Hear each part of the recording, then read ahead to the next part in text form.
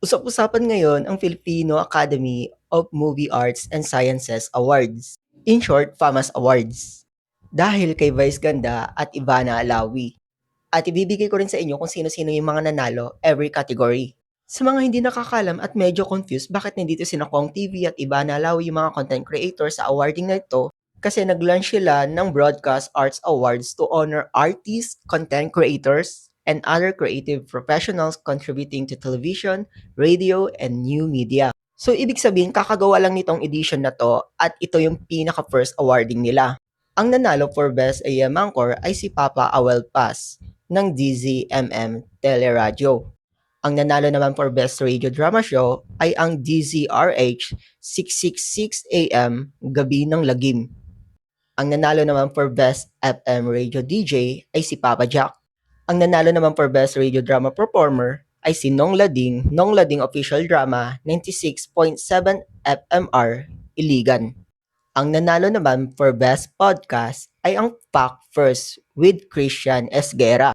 Natalo niya yung mga sikat na podcast katulad ng Dog Show Diva, The Best Radio by Bretman Rock, at Shing Positive. For Best Podcast Host naman, ang nanalo dito ay si Christian Esguera from Facts First. For Best Series, Long and Short Form, ang nanalo dito ay ang Batang Quiapo from ABS-CBN. Natalo niya ang Encantadia at Isneer High School Series. Ang nanalo for Best Anthology ay ang MMK, natalo niya ang 5 show from GMA. For Best Performer Series or Anthology, ang nanalo dito ay si Calvin Miranda, natalo niya si Coco Martin, Via Alonso, Isneer, Sharon Caneta, and Judy Santa Maria. For Best Supporting Performer Series or Anthology, ang nanalo dito ay si Joel Lamangan ng Batang Quiapo. For Best Director Series or Anthology, ang nanalo dito ay si Coco Martin ng Batang Quiapo. For Best Variety Show naman, ang nanalo dito ay ang Showtime ng ABS-CBN. Natalo yung Eat Bulaga, Pati Asa, Kada Umaga, TikTok Club, at Letters and Music. For Best Comedy Show naman, long form or short form, ang nanalo dito ay si Kong TV. Natalo yung si Malupiton at si Davao Conyo, Pipito Manaloto, and Bubble Gang. For Best Educational Show naman, ang nanalo dito ay ang Born to be Wild by GMA. Natalo niya dito si Doc Alvin, yung Sing Bulilit, and Zach Alvis, pati yung iba pa. For Best Lifestyle Show naman, ang nanalo dito ay ang Biyahe ni Drew by GMA. Natalo dito yung mga sikat na personality katulad ni Mimiya, Small Lauder, Ranscal, pati si Heart Evangelista, pati si Dr. Mequebelo pala. For Best Show for Game Reality and Competition, nanalo dito ang Family Feud. Natalo dito ang PBB, Your Face on Familiar, Rainbow Rumble, The Voice Kid, and Will to Win. For Best Magazine Show naman, ang nanalo dito ay ang Rise and Shine Philippines by PTV4. For Best Public Affairs Talk Show naman, ang nanalo dito ay ang I Listen with Cara David by GMA. For Best News Program naman, ang nanalo dito, The World Tonight by ANC. Hindi ko na-expect yun natalo ang 24 Oras at TV Patrol. For Best News Anchor naman, ang nanalo dito ay si Corina Sanchez. Natalo niya dito si Mel Chanco, Karen Davala, at Noli De Castro. So, ang Best Host for Public Service Award ay nag-trending dahil nga nag-tie dito si Ivana Alawi at Cara David. Ang dami dito nagtataka kung bakit sila nag-tie, hindi naman daw sila magka-level. For me, deserve naman ni Ivana Alawi siguro dahil ang dami niyang natulungan ng mga tao. Pero yun nga, dahil nga sa pagpopromote niya ng sugal, ang dami din napataas ng kilay. For Best Public Service Show naman, nanalo dito ay si Ivana Alawi. Natalo niya dito yung Tulfo, Doc Willie Ong, Resibo, yung Serbisyong Bayan ni Tatay Ronnie, at Healing Galing. For Best Documentary naman, ang nanalo dito ay ang Eyewitness, Embalsador de Motor Eyewitness by GMA.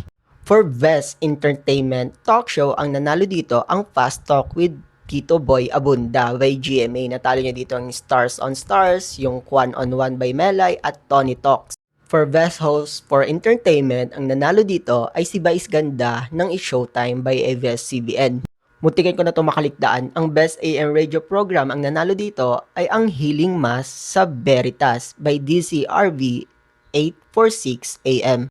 For Best FM Radio Program naman, ang nanalo dito ay ang Dr. Love by 92.3 Radio 5 True FM.